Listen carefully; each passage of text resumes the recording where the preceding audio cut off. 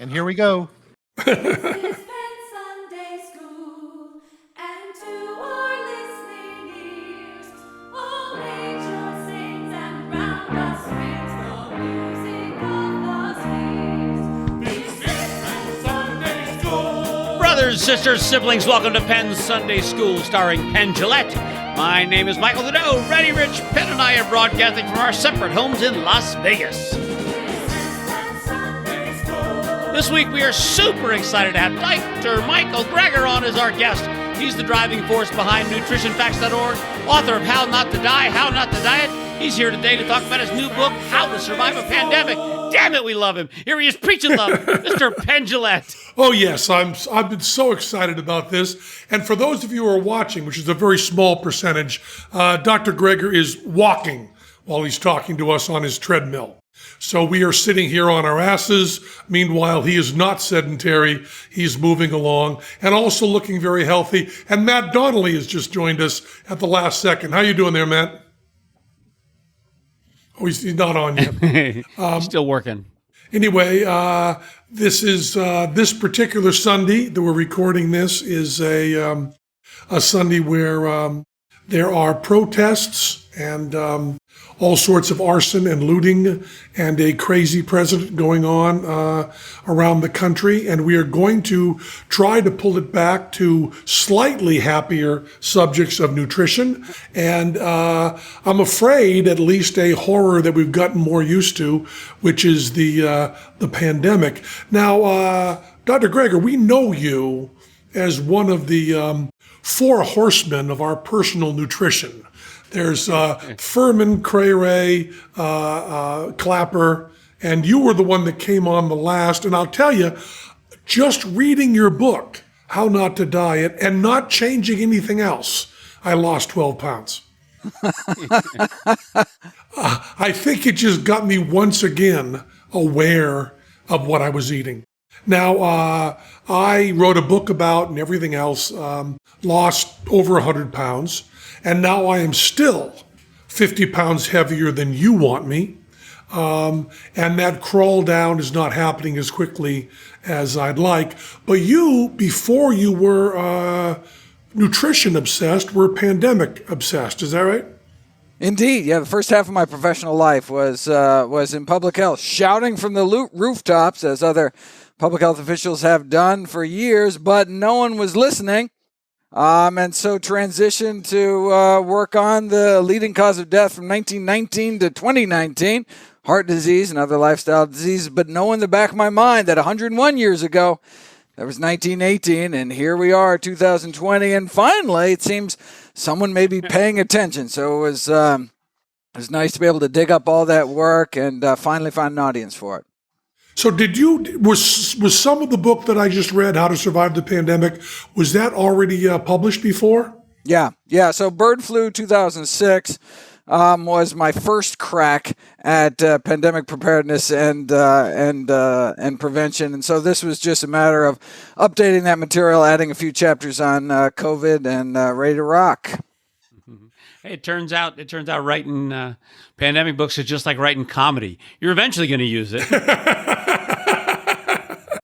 Now, one of the things that I have several friends who have been, I think, equally obsessed with you about pandemic stuff, and they have been talking to me for 20 or 30 years about the flu pandemic of 1918, and what I just can't wrap my head around is how did this kind of fall away from our consciousness? I mean, my mom and dad were very old.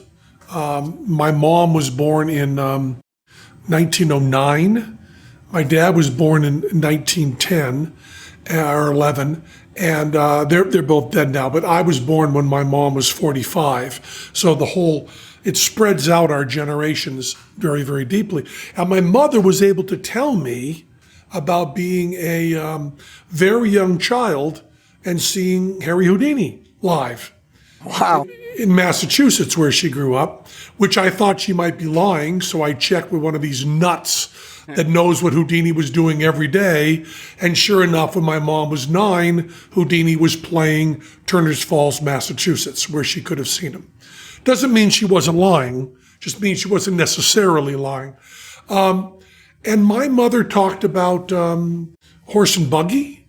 She talked about all sorts of things growing up, and never, that I recall, she died in 2000, never once mentioned the flu epidemic, nor did my dad. And we see all this stuff about World War I. We see all this stuff, certainly 10 years later, the stock market crash. Why did that kind of fall into a hole of memory, especially since it didn't even really go away? I mean, it didn't go away like that. Yeah, I mean, actually, a lot of papers have been written on just that subject. And the kind of consensus is it was just too horrific to consider. It kind of lost down the memory hole because it was just too traumatic and one just needed to move on. And so, I mean, at the time, of course, you could read about it in the medical literature, in the popular press, but very rapidly, it was almost kind of lost from the kind of collective consciousness just because it was just, it was the worst it was the worst plague in human history. Killed more people than the Black Death did. Killed more people in 25 weeks than AIDS has killed in 25 years. I mean, there's no famine, no war, no disasters ever killed so many people in so short of time. And it was just kind of unthinkable and vanished from existence. But that it's a good reminder that we need to take these kind of pandemic threats seriously. And finally, now this may will reorient the policies of the world towards better preparedness and prevention. If you look at the countries best doing working with COVID-19, like Singapore and Taiwan and South Korea, they had all suffered recent deadly coronavirus outbreaks. SARS, South Korea had a big MERS outbreak in 2015, and so they were ready, they were prepared, they had the testing and tracing infrastructure in place. And so if just a few hundred deaths or a few dozen deaths could orient entire countries to the mission of pandemic preparedness, well, hopefully this what we're currently going through now will really be the kind of the fire drill we needed to kind of wake us out of our complacency, this kind of dry run, in hopes that we can prevent even greater catastrophe sometime in the future. Well, I was going to kind of bust you on this, and now you've just gone and said it outright. The whole book seems to be this COVID is getting us ready for the bad one. Yeah.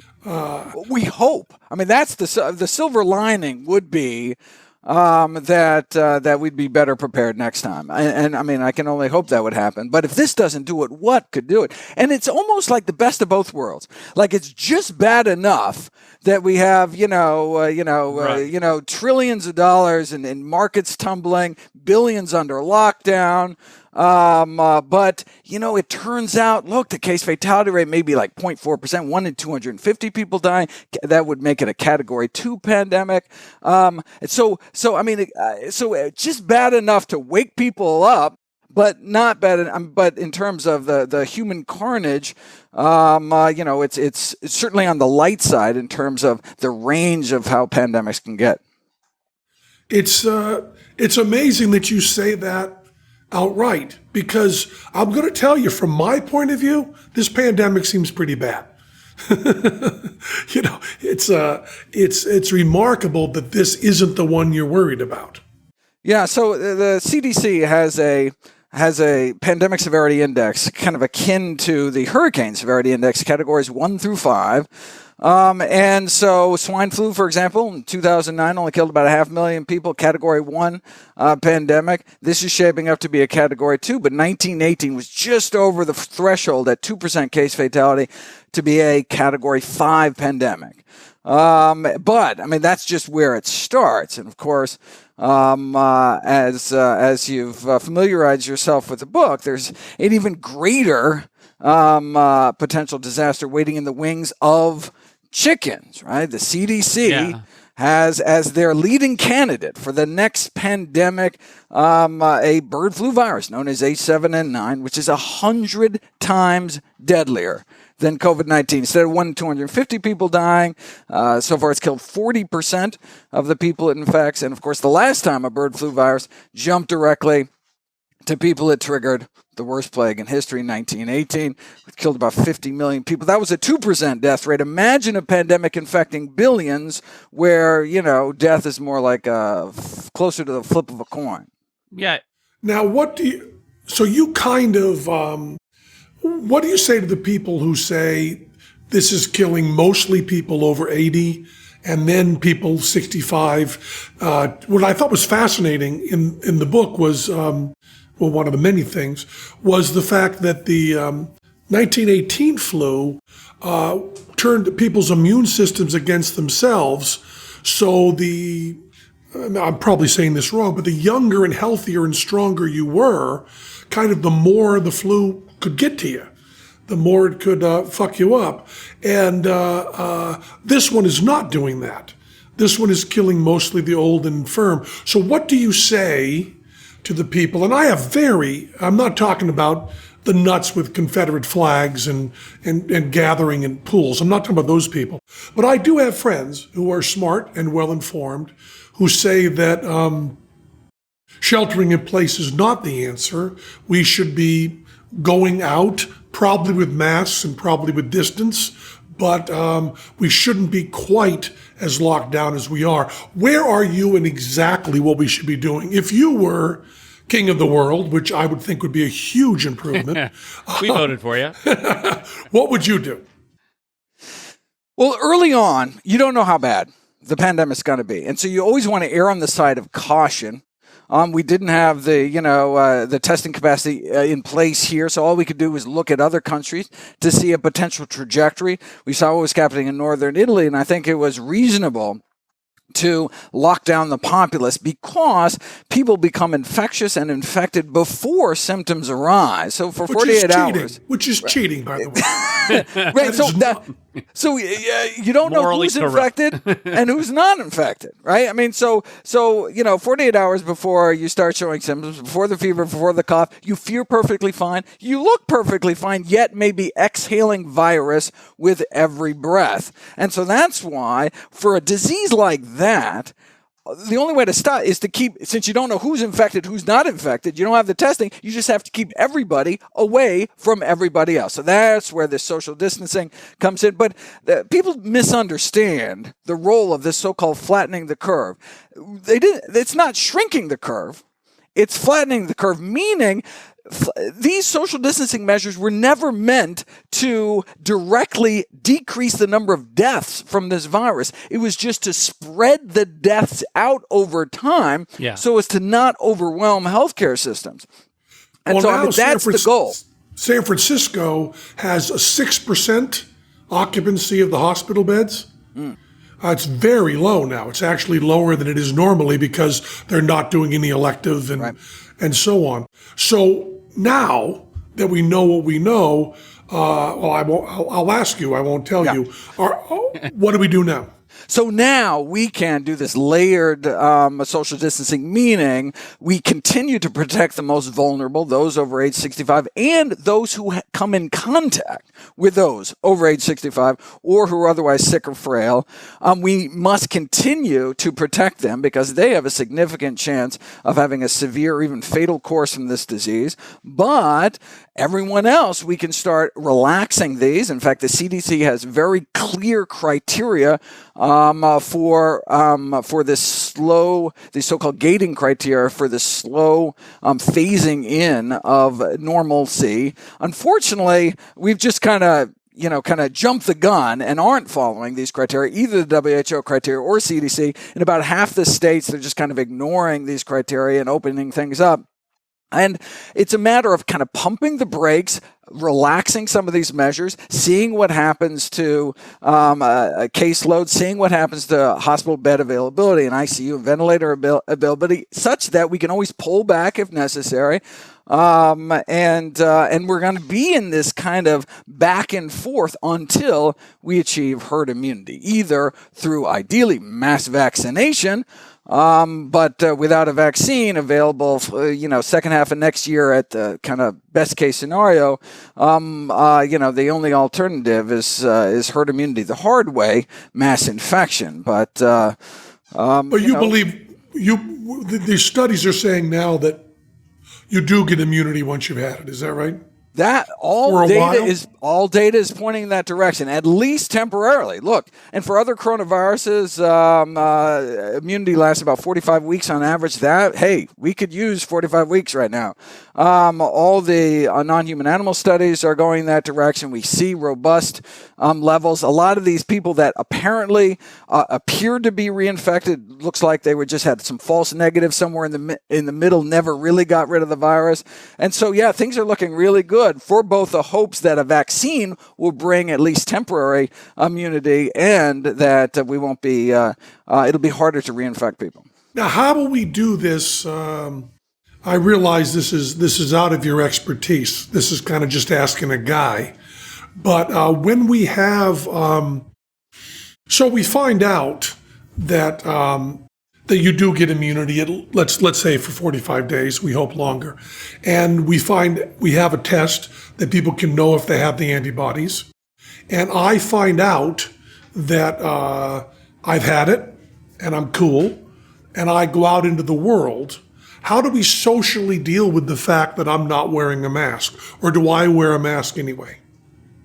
Well, so there's a social collective benefit of everyone wearing masks, and that is you don't have this stigma associated with mask wearing. There are some people that really need to be wearing masks, and those who are symptomatic, those who are actively coughing, they really need to be wearing a mask to cut down the amount of virus they're releasing to their immediate surrounds. But if they're the only one wearing a mask on a plane, if they're the only one walking down the street with a mask, you can imagine how it's people would be less likely to do it. But if there's just kind of that's the law of the land, everyone has it on, then maybe they'd feel a little less kind of, But in Japan and China, when I'm over there, the culture seems to have changed.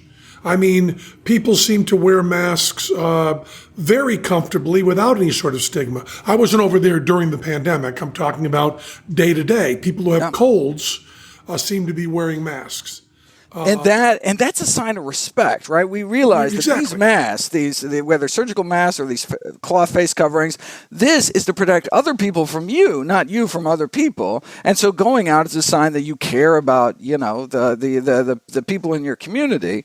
And so we've always had that in some Asian nations. I think that's a good kind of. But not always, right? Not always. When did that cultural change start? Oh well, I mean you can.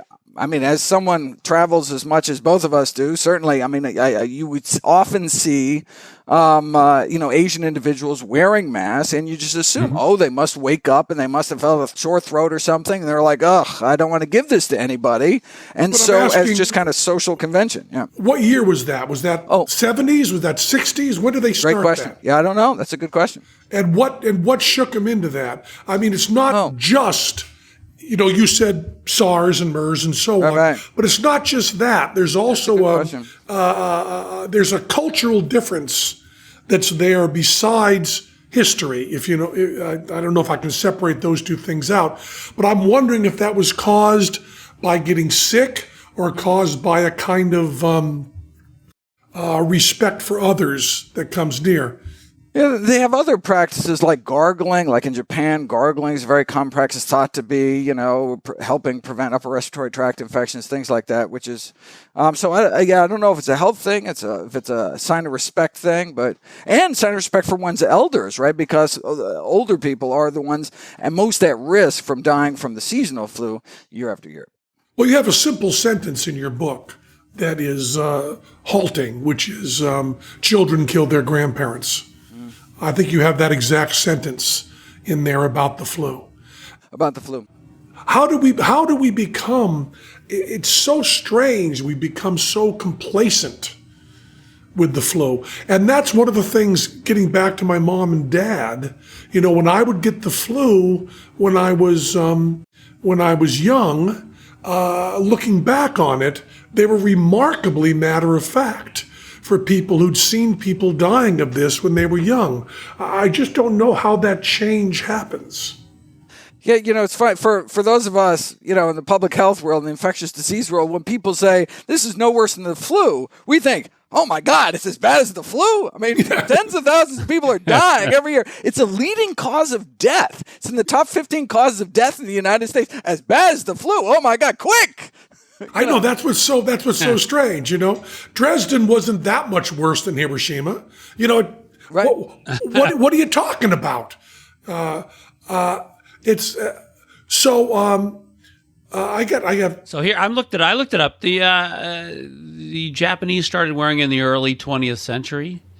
They had a pandemic, an influenza pandemic, in the early 20th century. They killed between 20 and 40 million people worldwide. 1918. My Yes, God, they figured it out 100 years you ago. go. Wow, that's remarkable. Yeah. And Very good. the latest things I was reading is most anything you strap over your face helps, right? Oh, yeah, anything. Right. Because it's these droplets, these respiratory droplets that you spit out when you talk, when you breathe. When you go outside on a cold winter day and you see that flume of smoke coming out of your mouth, those are these little respiratory droplets of water that came from your lungs.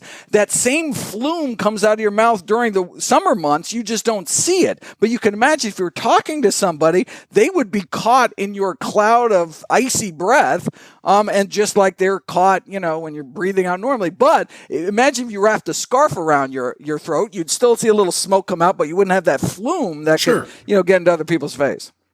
So I also find that when you're walking and you can smell someone's perfume, I instantly think germs. Or secondhand smoke. It's not positive. If you can smell their smoke, right? That's then you're getting particles coming off of somebody. Basic fluid dynamics. Yeah. now, how much are you going out of your house now? It's ironic for me, being locked down in front of my computer all day with no human contact for months at a time is kind of, status quo. So, so it's just like, what? So, a new topic for a book, but yeah, in fact, I got my vitamin D levels taken. I have the vitamin D levels of institutionalized elders, like, people that never get outside. And so I'm actually taking twice the dose I recommend people take just because I can't get my levels up, just because the sun, the glare on my laptop screen interferes with my work. And so I got a shelter in place inside. Where are you? You're in D.C.? I'm in Philly. I'm in Philly now. Yeah. Nice. A lockdown curfewed Philly as of last night. Yeah. Yeah, Jesus. Yeah, Teller's. Hey, you want to do an ad spot for us, Mr. I don't know what it is. I didn't get them from you. I just sent it to you a few minutes ago. I put it into the email. You should be able to read it just straight out of the email. I'll do that right now. What am I don't even know what I'm talking about. Stamp. Oh, stamps.com. That's easy. Stamp. I'm just doing this one for stamps.com. We could do an ad spot for the book. Okay, good. I'll just pop this right up and get this going. As long as we don't have Matt here to not know my segue. He should be very, very clear. For all our sakes, we need to avoid crowds any way we can right now, and that's why you don't want to go to the post office. If you need postage to send out letters and packages, don't worry. Stamps.com is here to help. With Stamps.com, you can print postage on demand and skip those lines and crowds at the post office. Plus, you can actually save some money with discounts you can't even get at the post office, which I believe should be illegal. How can things be cheaper on Stamps.com than they are at the post office? office. Stamps.com brings you all the services of the U.S. Postal Service right to your computer in the safety and comfort of your office or anywhere else you're hunkering down right now. Whether you're a small business sending invoices or shipping out products or you're just working from home, you need to mail stuff. Stamps.com can handle it all with ease anywhere you want to send. Once your mail is ready, you leave it on the for your mail carrier, schedule a free package pickup, or drop it in the mailbox. No human contact required. It's that simple. Like I said, Stamps.com, you get great discounts too. 5 cents off every first-class stamp, up to 62% off. Shipping rates are just amazing. Stamps.com is a no-brainer, especially now, saving you time and money and keeping you safe in these crazy times. Right now, our listeners get a special offer that includes a 4-week trial plus free postage and a digital scale with no long-term commitment. Just go to Stamps.com, click on the microphone at the top of the homepage, and type in Penn. That's Stamps.com. Enter And Stay safe, my friend. And my wife is sending out all the last of any Director's Cut shirts and swag for the price of postage. So email her if you want some. Those will be sent out to you at Stamps.com. If you want to go to Director's Cut, get some stuff, she'll send it out for just the cost of postage. That money just goes to Stamps.com, who have supported us from the very, very beginning. Everything we've done, even before we were doing this, Stamps.com was there. Okay, I'm not going to call you Dr. Greger now. I'm going to call you Michael, because I'm about to talk about how deeply disappointed I am in you as a comedian. You have all the way through this book of all the horrors of the pandemic, you have your usual wit and cleverness. All the way through, you have things to cheer us up along the way, and your wit and your humor is wonderful, all on nutritionfacts.org. You're solid. All the way through this book, you talk about how chickens are, and the institutionalization of chickens, factory farming, which shouldn't be called factory farming, it should be called factory, stuck together and do all this, and you talk about the virus, and you go on, and you set yourself up at least 35 times for a joke that you never do. You never have the sentence, I guess to the virus, humans kind of taste like chicken. Ah, look at that. Where is that joke, Michael? How did you, it's biting you in the ass all the way through your book. It would have been if you, after reading the draft, would have told me about it. I could slipped it in. Well, when you start doing your lectures, put that joke in. That's it. That's it's going the joke in. you want. It's going in. You will be getting a royalty check in the mail. And I've got to talk to you about this. One of the things that I used to be obsessed with, and then as I fell more into the vegan thinking and read more like that book, The Genius of Birds, and more about the emotional life of animals, I backed away on this a little bit. But you, without apology and without embarrassment and full tilt, you anthropomorphize the virus all the way through. You constantly use the verb want for what the virus is doing. And I've always found that kind of thinking just a little bit confusing, because it does not allow people to understand evolution, I think, in a deep way. Because what you've got is an entity. We don't even know if we can agree it's alive. But we've got this strand of RNA that's mutating very, very rapidly all the time. And those mutations that aren't useful just go away. And those that are useful, just because they are useful, because of the definition of useful, continue. And all of this is without any sort of consciousness or any sort of desire. Have you just been doing the anthropomorphizing so long that doesn't bug you? Or do you believe that that's the clearest way to understand a virus? Yeah, so only in my lay work, when I'm writing for the lay public. So if you look, so I've written a lot about emerging infectious disease and pandemics. in the peer-reviewed medical literature, and of course, and then I'm just talking all the clear teleological evidence of why or why not a virus has a particular behavior.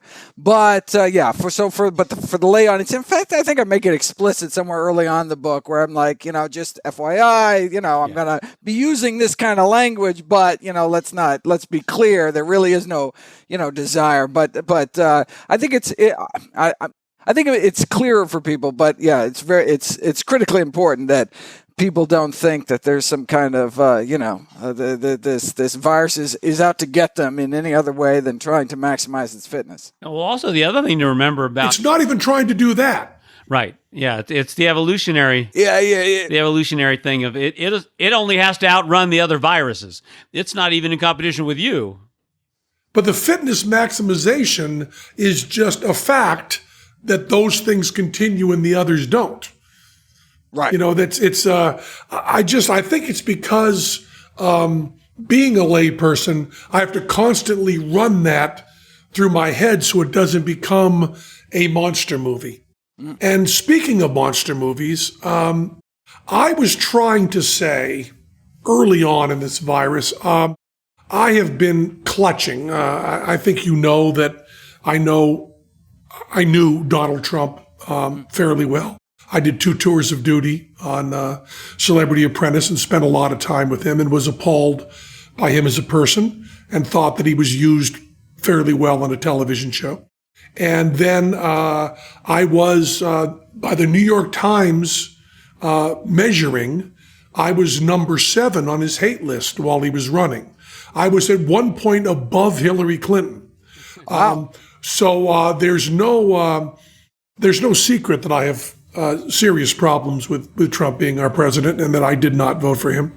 But I try to clutch at anything that can stop me from being part of that hardcore division in people. I try to say we as much as possible and they as little as possible. I try to even say those of us who voted for Trump instead of they who voted for Trump to try to get some sort of togetherness.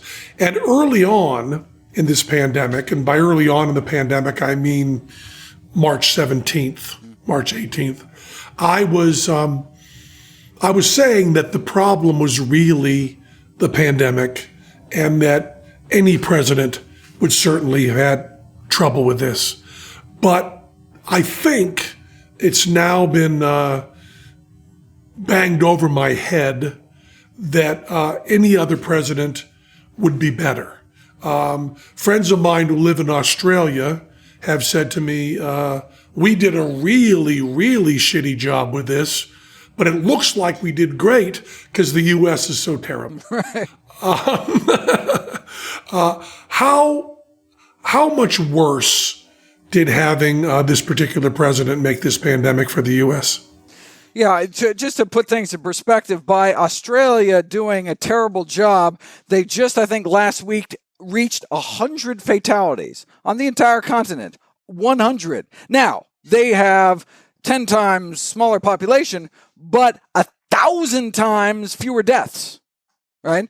Taiwan, last time I checked, had 7 deaths. They have 23 million people. They had 7 deaths, like, to date. That seems unbelievable. Like I have been to single Taiwan, digits, and right? it's crazy. It's New York on steroids. It is people on top of people. How did they do that?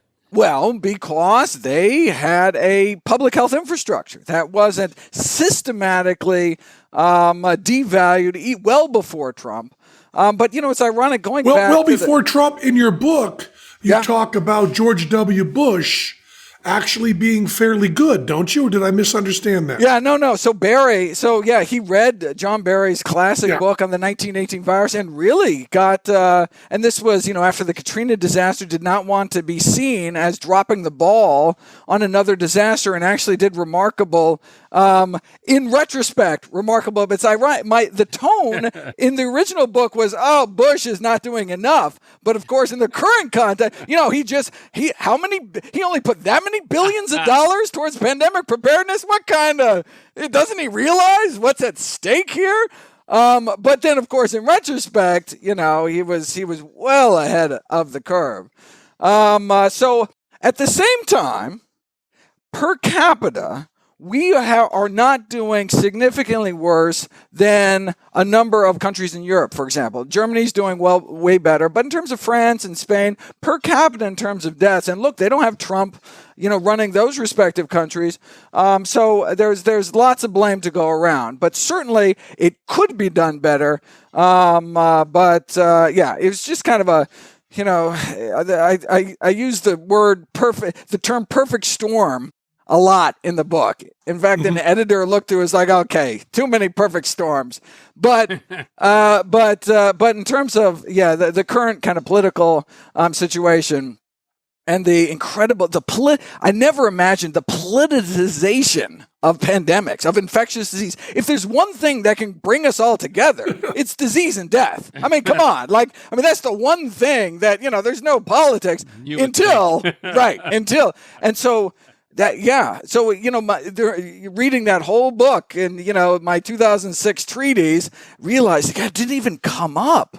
This sense that we could be in a state of polarization such that could even make things worse. But thankfully, we are in a mild pandemic. This is a mild pandemic for anyone who has an understanding of kind of the basic biology here. Yeah, well, they turned wearing masks into long hair. Right? In 1918, there were the mask slackers who were thrown in jail in San Francisco, and I always thought that was fascinating. And here we go, seeing, I was at the National Archives writing the book, and looking at all the old footage in 1918, and seeing all the masks, people playing baseball in masks, and it was just it had such a powerful effect on me. And here I am, just a few years later, looking out, and seeing it all come back. In Korean baseball. That's right. They're wearing masks. And you also, I can't imagine with your knowledge what that Ozark swimming pool picture. But look, a lot of these people are young and healthy. It's who they're going home to. And like when I look at these protests out now and all these people shouting, which is that's respiratory droplet transmission, it's like the virus wet dream here. But young and healthy people, they're not the ones that are going to suffer. Are they going back to grandparents? Are they going back to elderly aunts and uncles or, frail folks? That would really be the concern rather than, these college kids that went down to Florida spring break and stuff. The risk of dying, even in one's 40s and 50s, like 1 in 1,000 from this disease. We really got lucky in terms of how deadly this disease is. Now, I was just reading something that Teller sent me that this virus is also a vascular thing. It seems like it's in our circulatory system. They're not thinking. So we're picking up organ damage in a number of organs. It's not just a respiratory pathogen. And that's where but whether or not the damage that we're seeing in the circulatory system is due to the virus itself or to the immune response to the virus is still uncertain. So, for example, this Kawasaki disease, this multi-system organ inflammatory disorder, we're seeing very rarely among children. This pre-existed COVID-19. It is a response to any kind of viral attack, and so the damage, in fact, most of the damage in the lungs from COVID-19 even is from our own immune system. That's why immunosuppressed folks are not at increased risk for this particular disease. It's we got lucky, and but not lucky enough to not really rally us to prevent the next one. But so we will see. The book makes it really clear on every page that we are being let down by politics. You know what I mean? This is a monster movie, and the monster turns out to be people willing to lie or cover up or hide about these facts. You are so science-based that it can't be political. Why isn't more being done? There's been a lot of criticism placed on China for their early moves Right, to their wet market silence, stuff. to suppress dissenters, to suppress folks that are trying to get the word out, and to underplay statistics. And that's just a natural reaction given the kind of political economic fallout. But I mean, our country is no different. Any other? I mean, that's the very common reaction is to try to to scapegoat. Right. And But that, for me, that's not the real issue. The real issue is, as Penn has mentioned, the factory farming. The idea that we can get away with this. I see. Right. And people have really, it seems like they've staked their careers and their lives on being able to hide something that we know is going to happen eventually. Well, this is of course a huge challenge to libertarian small government thinking. Yeah. Which is something I've been very involved in. And of course, we're seeing some of the libertarian things are turning out to be very important, like letting doctors cross state lines without doing that kind of stuff. And there's a lot of, the free market getting sanitizer in and stuff like that.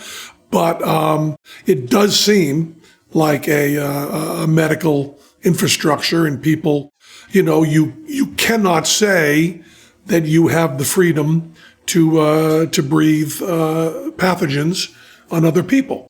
That's really no different because it's invisible. It's still no different than hitting other people. But what the book is so amazing on being plant-based that you have there's no conflict. All the stuff adds together. Do you care about the environment? Well, you should be plant-based. Do you care about your own health? Well, you should be plant-based. Do you care about cruelty? Well, then you should be plant-based in your food. And now we're adding, I was amazed, and I think you should just say again what you say in the book. I'm going to overstate it, then you can take it back. But you kind of say, we don't have infectious diseases until we have domesticated animals. Yeah, no. That's kind of an important historical point, right? So, major infectious diseases among human beings all appear to have risen from the domestication of animals. So, for example, tuberculosis is thought to have been a result of the domestication of goats. Measles also jumped from goats or sheep. Smallpox seems to have been due to camel domestication. We domesticated pigs and got whooping cough. We domesticated ducks and got influenza. Chickens and got typhoid fever.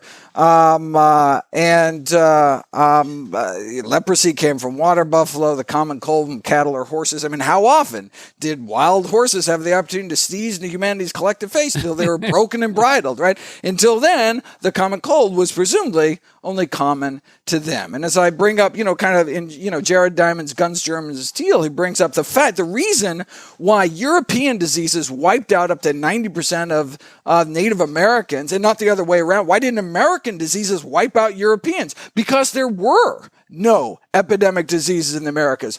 North American camels were wiped out in the last ice age. We had buffalo, but no domesticated buffalo, so no measles, right? So no smallpox because we didn't have camels. We just didn't have these diseases because we didn't have the animal domestication that led to their emergence. Now, recently, we've had the unprecedented emergence of hundreds of pathogens at a rate unheard of in history. And you say, well, emerged from where? Emerged from animals. Wait a second, we domesticated animals 10,000 years ago. I mean, what's happened in recent years to bring this kind of unprecedented state? And it's because we're changing the way animals live by the billions, right? The AIDS virus is blamed on the bushmeat trade in Africa, slaughtering primates. Mad cow disease because we turned, cows into carnivores and cannibals. And COVID-19 and SARS were, traced back to these exotic wild animal trade. But our last pandemic, swine flu, was not from some backwater wet market in Asia, but was largely made in the USA on industrial pig operations here in the United States. Now, again, thankfully swine flu was really mild, but we may not be so lucky next time. And reading your book, and I guess is what you've been saying over and over, I keep asking myself, why isn't it much worse? I mean, when you have millions of chickens just locked in this incubator in their own shit and suffering and not being able to, the thing you said that I find so nightmarish is, and I know you were very careful to not claim that you know this, but that there's some speculation that World War I putting people in the trenches so that you couldn't get away from sick people. You know, it's sick people can't run around, and also you move away from them. They don't come at you, other than the zombie thing, which is another thing when the zombie apocalypse comes, we'll have a new set of problems. But they don't come at you. And that image of somebody dying of the flu in a trench where I can't get away from them is just horrific on not only an intellectual level, but also a human disgust level. You know, just living among vomit and shit, which is what we're doing to chickens all the time.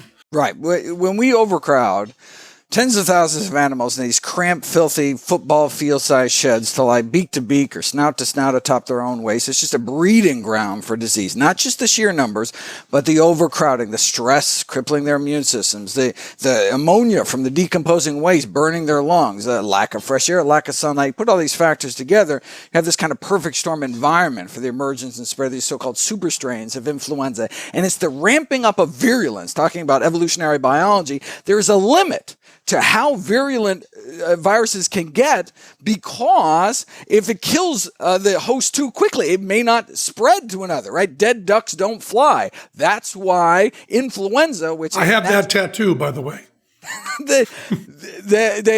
Influenza is a harmless, waterborne, aquatic infection of wild ducks, has been for millions of years before it ever called the flu. But if you take a duck, you stick it in a live market with a quail or a chicken, these land-based terrestrial birds, all of a sudden the influenza virus finds itself in the gut of a chicken. Who is it? And so no longer does it have the opportunity for easier waterborne spread. Chickens aren't paddling around in the pond. So the virus has to mutate or die. And it may indeed find the lungs and become an airborne pathogen. So it goes in as a harmless waterborne virus, comes out as the flu. And then when you take chickens and pack them together like the trenches in World War I, which may have led to the unprecedented virulence of the 1918 pandemic flu virus, again, because the virus can hit you like a 2x4 and still transmit to another because you have people that can't get away from you. Well, we have those same trench warfare conditions in every single broiler shed and every single egg operation, confined, crowded, stressed, but by the billions rather than millions. And you say, wait a second, why hasn't it been worse now? We now have a virus, H5N1, 50% case fatality rate. H7N9, 40% case fatality rate. We're talking a flu virus, meaning a virus known to be able to infect a significant portion of humanity within a matter of months, literally billions of people within a matter of months. That is one of the deadliest pathogens known. Like, that's Ebola level, 50%. That is Ebola level mortality. Like, and so all this virus needs to do is acquire easy human to human transmission. And I mean, that's what keeps everybody up at night, virologists up at night. And so why isn't it worse? How much more worse can you get? 50% for fatality, right? I mean, as bad as COVID-19 is. The groceries are being restocked in the shelves. Doctors are showing up to work. We still have electricity. Our water continues to be purified. I mean, this is, something with even just a few percent case fatality rate like 1918 would change civilization as we know it. We really need to reform the food system before it's too late. Oh, yeah.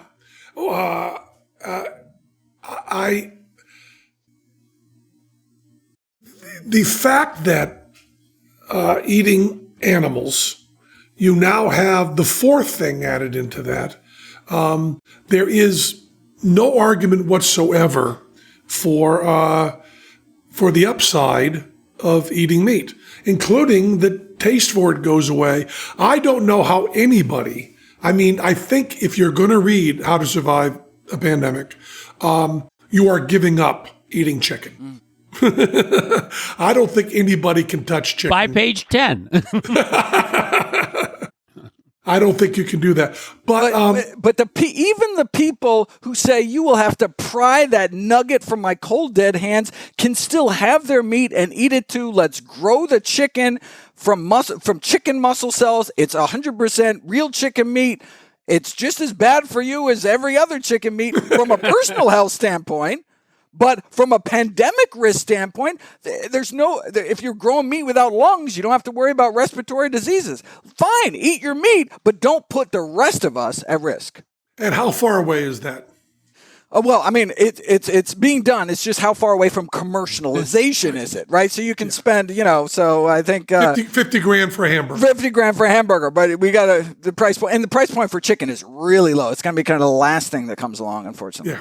Yeah. But boy, that's our hope. That has to be our hope, because I don't think chicken farmers are going to change their plans. But I mean, if you want hope, look at the dairy case these days, right? I mean, there are major U.S. dairies going out of business, declaring bankruptcy because of the constellation of new consumer choices. The market just gave people better choices, right? I mean, and so poof, right?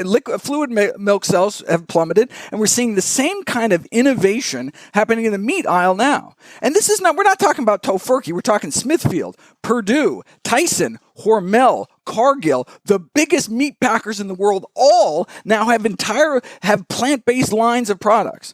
Advertising that, we have plant-based burgers and sausages and chicken nuggets, or blended products where it's like half chicken, half pea protein or something. KFC is rolling out Cargill's plant-based chicken across China. Right? Cargill is the biggest private corporation in the country. So many people in the plant-based movement are condemning corporations and condemning the food system. They're the ones that are innovating us out of this mess. And we should, support moves in that direction. I understand people critical of Burger King for having the Impossible Whopper. And, it's got coconut oil. It's bad for, it's bad for you. It's your body, your choice. Just don't put the rest of us at risk. Now, because this is something I was shocked at, and you mentioned it. I mean, you used the word cannibal and carnivore, but I know a lot of people who say, well, if it's milk and it's eggs, those animals are not tortured and killed, and they are treated okay. And why isn't that all right? Talk to us a little bit, sir, about milk and eggs and cheese and what that's done and how that led to mad cow disease. So it certainly could be produced in a humane manner. Right? I mean, so it doesn't have to be a slaughter industry, but economically it has to be, right? I mean, the basic biology tenets, right? Male calves don't produce milk, kind of by definition. And so that's the veal industry is the male offspring of dairy cattle because they have the genetics to produce milk. They're going to be so scrawny, not build meat as fast. And so they're just thrown into the veal industry or killed during birth. So if you don't like veal for whatever reason, then, dairy is, it's all kind of part of the same industry, and particularly when there's so many better choices out there from a personal health standpoint, from greenhouse gas, a footprint standpoint, kind of on down the list. But the thing that I had to read over and over was they are feeding calves blood. They are feeding calves blood, and the downside. Well, it's brown, it stains your buckets and things like that's the downside described in these agriculture journals. But the rendering industry they are the original recyclers, right?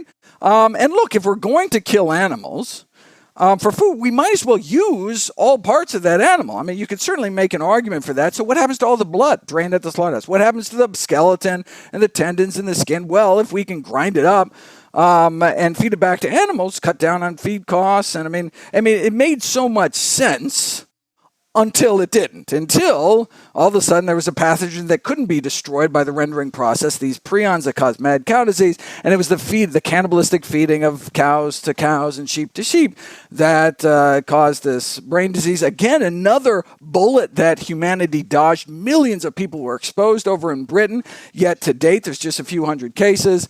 And so the species barrier between cows and humans was higher than we were worried about. And so, but yeah, I mean, that's I was kind of, peripherally involved in the largest meat recall in human history, this Hallmark Westland plant, 150 million pounds of beef. And it was because they were violating these mad cow disease regulations, because they were, dragging these downed animals to the, to slaughter, into the federal school lunch program. You want your animals at least being able to stand before killing them. But that's not true for chickens, right? The chickens can't stand. Oh, well, yeah. Because they've been bred for such artificially accelerated growth of the breast mass. In fact, turkeys have such inflated breast mass they actually can't mate naturally. It's 100% artificial insemination. They would all go extinct because they literally physically can't mate. I mean, we've just kind of made these kind of Franken creatures. But again, I mean, from an efficiency standpoint, right, from a least cost production standpoint, it makes total sense to kind of widgetize animal agriculture. But there are these externalized costs to society in terms of food safety, in terms of environmental pollution in the communities, on down the list. And pandemics are yet another on the list. So in one sense, it doesn't matter what you eat, because as soon as the virus goes airborne, the risk is breathing, not eating. But on the other hand, it's all about what we eat. What we eat as a species is going to determine whether or not we're going to see pandemics like this in the future. And calves are not drinking milk. Is that right? Well, it's our milk. Right? We can't give the milk is ours. That's sold on the shelf. So wait a second. What do the calves get? The calves get milk replacer, which has a source of fat, source of protein. So where are you going to get the protein from? So it can be meat and bone meal, which is kind of ground up remains, swept up from the slaughterhouse floor, or cattle blood, or on down the list. In fact, feed cost is the number one cost to animal agriculture. So they will feed animals. They've tried newspaper, they've tried cement dust, they've tried the fecal matter, chicken litter, you name it, to try to cut down of anything you can mix without affecting kind of the taste profile. But unfortunately, there are human health consequences, both from there's a multi-drug resistant salmonella outbreak tied to these kind of feeding practices in the aquaculture industry, and we saw it with mad cow disease. I mean, that's the nice thing about eating plants, eating from an entire another biological taxonomy, is that, when's the last time you got a really bad case of aphids? Or your friend came down with Dutch elm disease. I mean, the diseases, the pathogens that affect plants just aren't like you can pick up tobacco mosaic virus or tomato viruses in your body for people who eat plants, but there's just it's too far, right? That's why cannibalism is kind of the worst, and then you kind of work down the list. In terms of disease. So eating outside of our kingdom. I was not going to accuse you of coming out against cannibalism. You didn't have to protect yourself. Well, look, now that we have in vitro meat, I mean, the possibility of cultivated meat, if you can make any kind of muscle you want, and one could argue in an ethical fashion. Mm-hmm. Yeah, we've talked about celebrity-based meats. So you could get a Penn steak.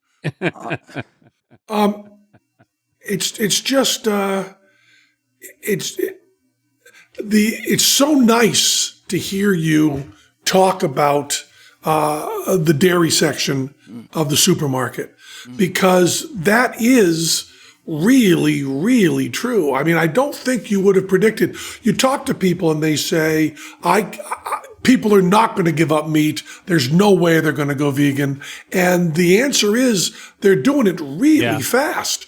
I mean, there are oat milk. people that are going to Burger King that are picking up the Impossible Whopper because there's been enough stuff that why not eat this?